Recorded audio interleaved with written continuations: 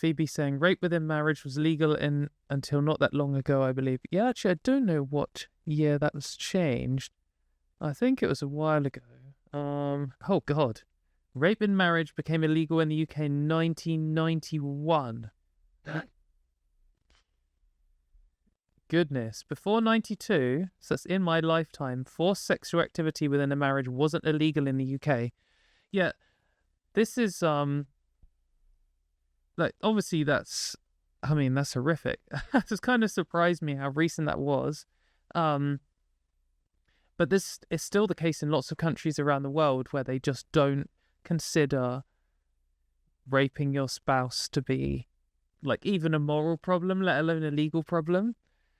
And you see this argument brought up a lot from when arguing about trans rights. It's a gender critical's favourite is to use the very specific legal definition of rape in order to make their garbage political points. Often what they will say is, like, for a while ago we saw a newspaper article saying there were like thousands of trans women rapists in British jails, which just isn't true because there aren't thousands of trans people in jail in the UK because there's so few of us.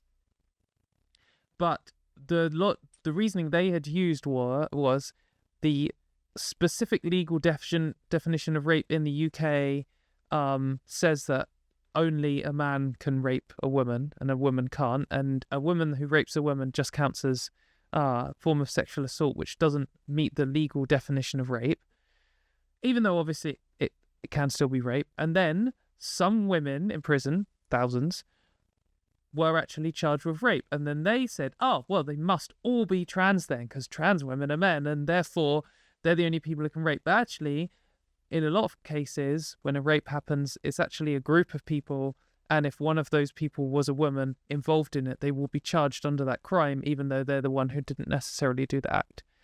But you see gender criticals making these like, oh, if it doesn't meet the legal definition of rape, then it isn't rape arguments in order to just attack trans women.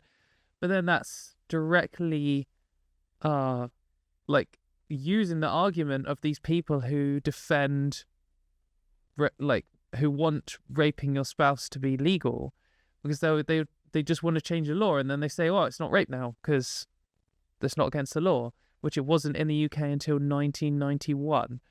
So, I mean, do the gender criticals really want to be consistent and say no wives were raped until 1991?